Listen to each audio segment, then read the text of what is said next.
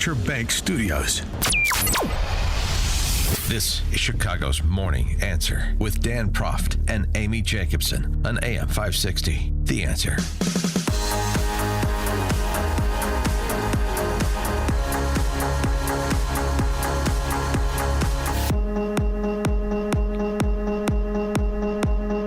Top of the morning, Dan and Amy. Before there was Doge, there was Karl Zinsmeister, who was the chief domestic policy advisor to the president from 2006 to 2009. His piece, When Gradualism Fails, in his book, basically a memoir of his experience at that time, he was chief domestic policy advisor, speaks to the same things that we are discussing in the Doge context, in the president's budget framework we were just talking about with Steve Moore.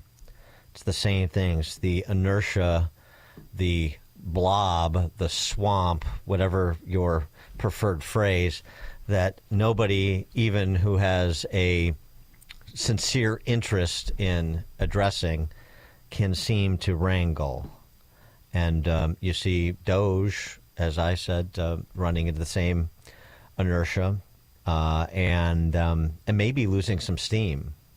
And it seemed to me this was such a unique opportunity to do what others have been unable to do before, just because of the cultural power of Elon Musk, in a way that, no other domestic policy advisors, sort of below the headlines personnel of the White House had anywhere close to it. Not just the cultural power he has personally, but that the platform that he owns does as well.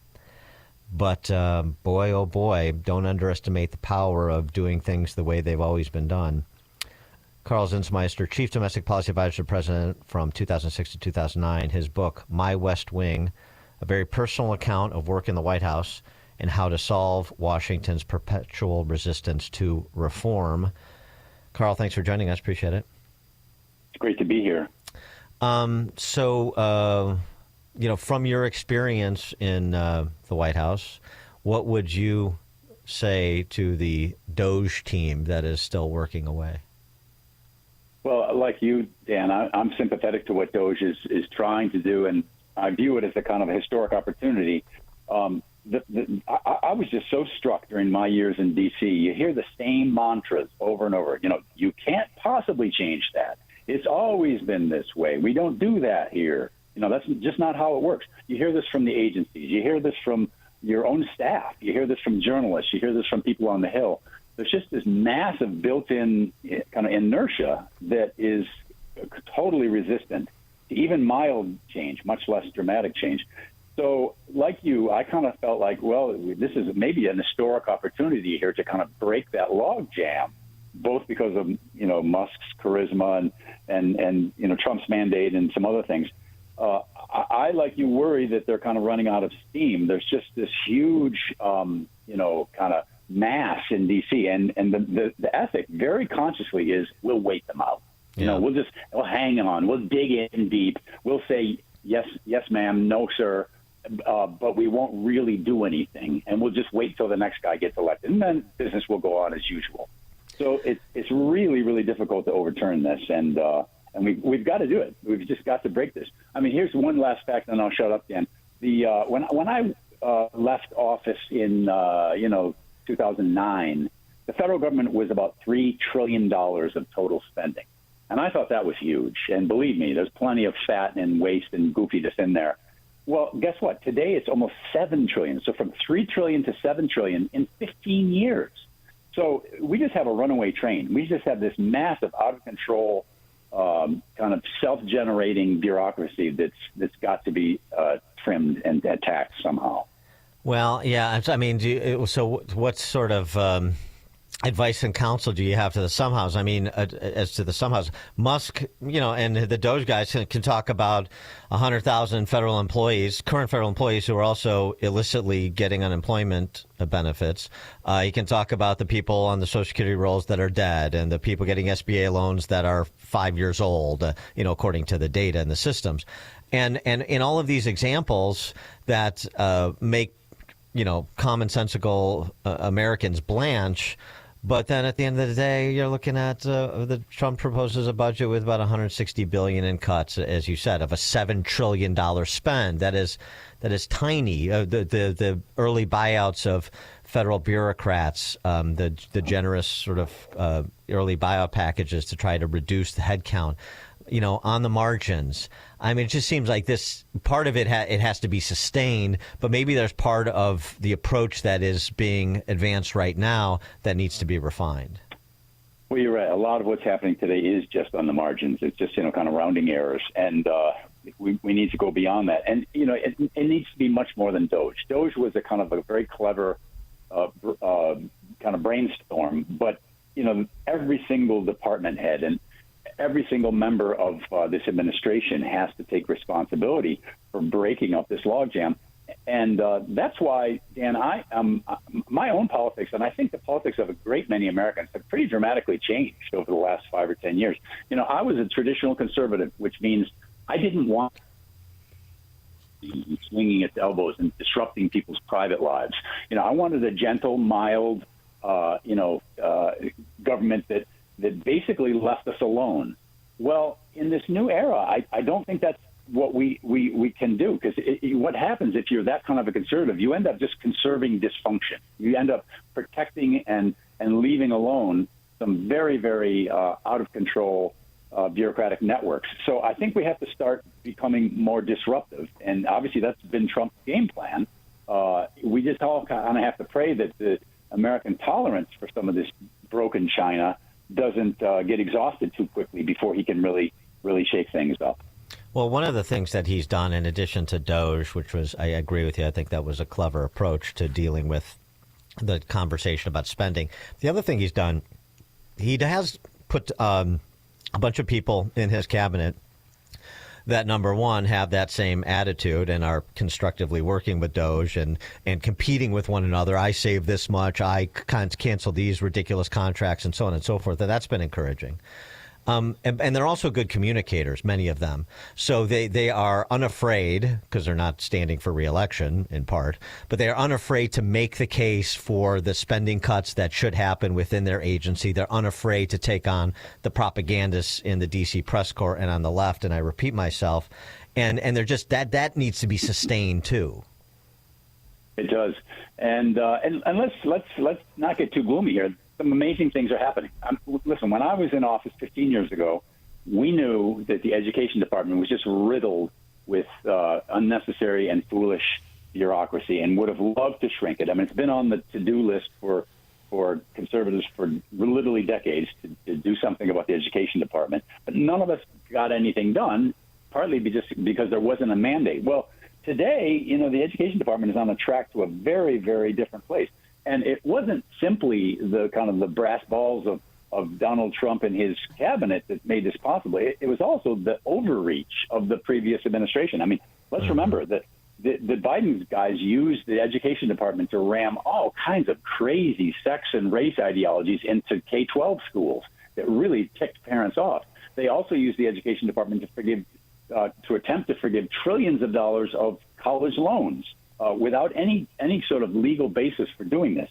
And those were tipping points. Those convinced the public, okay, this kind of nice, innocuous-sounding education agency, who could be against that, is actually out of control. It's got to be put onto a leash. So good things have happened, and I think more good things will happen. Always in politics, you have to moderate your expectations. You're never going to get, the full glass. You have to accept the half glass, and we just have to have some stamina here to keep chugging away. Well, let's talk about the transportation department, in particular air traffic control, because you mentioned them in your new book, My West Wing. Yes, Amy, thank you for raising that. It's such a frustration for me. Early this year, as you remember, there was the horrible crash at National Airport that killed 67 people. There were 2 or 3 other fatal crashes. And then I started looking up the numbers. There were about 50 close calls with airliners every single month in this country. There was a terrible one in Chicago, actually, on February 25th, where a Boeing airliner with 125 people was coming down, and just as it was about to touch its wheels, a private jet pulled in front of it. And thank God the pilot was able to pull up and get out of it. But this sort of thing happens a lot. And it isn't just, life-endangering things. It also is the case that there's just a huge amount of foolish waste and inefficiency. Would you believe, I just looked up these numbers, 37% of all U.S. flights were delayed, at least partially delayed or canceled in 2024. So we have a crazy inefficient air traffic system, and guess who runs it? The federal government. And this just drives me nuts because I was aware of this 15 years ago. I mean, we're reading these news stories as if people are just discovering that there are floppy disks and green screens and all this outdated technology in those FAA towers. Folks, they have been there forever. I'll never forget when I went over for a briefing at the Transportation Department, and they said they're rolling out Next Gen, which is their big technology modification. That was back in 2008. This is almost 20 years later, and they're still rolling out. Slow roll, yeah.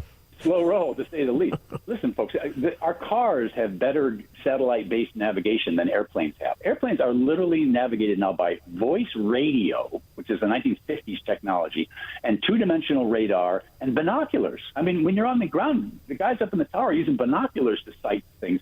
This is antique technology. There's absolutely no excuse for it other than bureaucratic, kind of dithering, and it's high time for us to move on. And let me just anticipate here.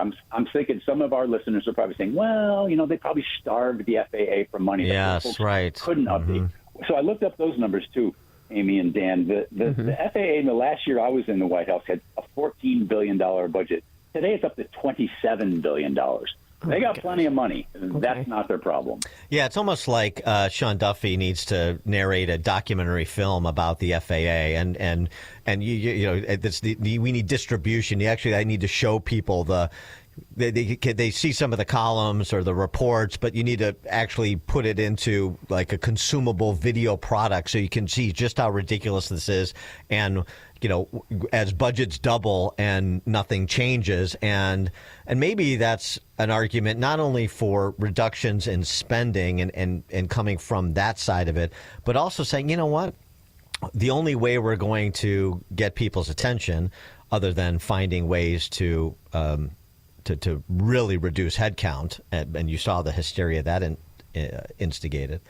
But on the other side, the federal government just doesn't need all of the money they extract from the American people, and so one of the only ways to create the discipline is to change the way money flows and who gets to make spending decisions. So money needs to start flowing out of D.C. and back into the pockets of the people who earned it, and let's really have the conversation, particularly with all these talented communicators, about dramatically reducing the income tax rates, or maybe eliminating them altogether, and in other sort of revenue streams for the government. All these tax eater politicians are always talking about this is going to generate so much more revenue from the government. That's bad news. You guys have too much, right? Totally. And listen, there are lots of other ways to solve the problems. I mean, the FAA is a perfect example.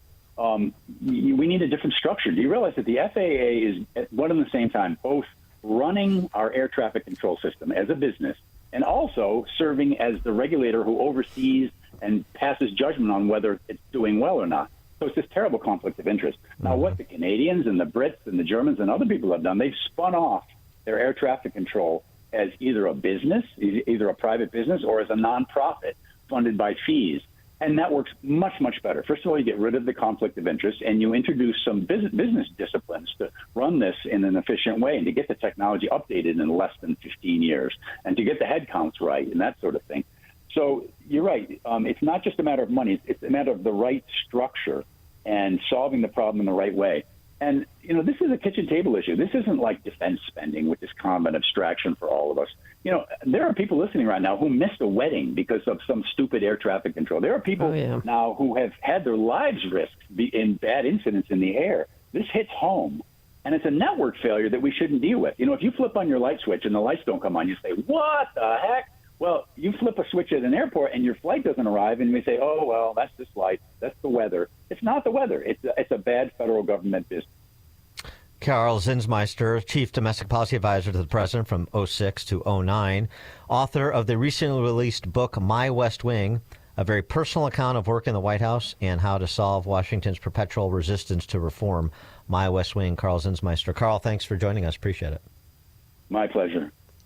Thank you. And he joined us on our turnkey.pro answer line. with Dan and Amy using the AM 560 mobile app. Download it today at 560theanswer.com/mobile. This Mother's Day, give Mom something that shines as bright as she does. Hi, it's Mike Gallagher. Roland's Jewelers is the perfect place for a gift to make Mother's Day unforgettable.